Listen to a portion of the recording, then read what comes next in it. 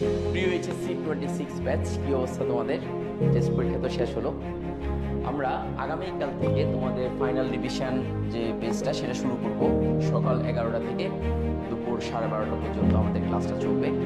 কালকে আমরা ল্যাবরেটরি নিরাপদ ব্যবহারটা সম্পূর্ণটা পড়িয়ে দেবো ইনশাআল্লাহ। তো তোমাদেরকে একটু বলে রাখি, এই ক্লাসটা সবার জন্য উন্মুক্ত, বন্ধু বান্ধব সহ সবাই আসতে পারবা, কোনো অসুবিধা নেই।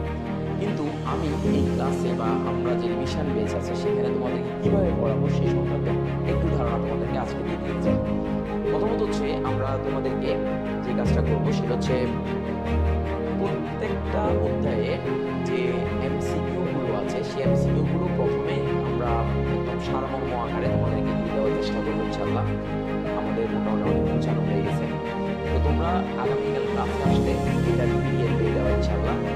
এরপর যে কক্ষগুলো আছে সেই কক্ষগুলো তোমরা পেয়ে যাবা ইনশাল্লাহ। আর এরপরে তোমাদের যে টপিক ভিত্তিক যে সিকিউগুলো আছে সেই সিকিউগুলো তোমাদেরকে দিয়ে দেওয়া হবে। যে টপিক ভিত্তিক অর্থাৎ কোন টপিক থেকে কতগুলো সিকিউ আছে সেগুলো আমরা ক্লাসে পড়াবো এবং তোমাদেরকে আলাদা করে বুঝিয়ে দেবো, যাতে করে তোমরা পরীক্ষায় লিখতে পারো। অনেক সময় দেখা যায় স্টুডেন্টরা শুধুমাত্র বুঝে কিন্তু পরীক্ষায় কীভাবে লিখবে সেটা জানে না। সেই কারণে আমরা আনসারগুলো সহ সাজিয়ে দিয়েছি যাতে করে তোমরা পরীক্ষায় লিখতে পারো। এরপরে বেস্ট পার্ট হচ্ছে আমরা এমসিকিউর জন্য বা সিকিউর জন্য আমরা তোমাদেরকে এমসিকিউর জন্যই বলি, এমসিকিউর জন্য আমরা বিগত বছরে আসা যে প্রশ্নগুলো আছে সেই প্রশ্নগুলোকে আমরা টপিক ওয়ে সাজিয়ে ফেলেছি এবং আনসার সহ এখানে দেওয়া আছে। তো এগুলো যদি তোমরা পড়ার সময়ে, আমরা যখন পড়াবো লেকচারটা নেব, তখন যদি একবার তোমরা চোখ বুলিয়ে যাও তাহলে ইনশাল্লাহ শতভাগ কমন পাবা এইচএসসি পরীক্ষায়।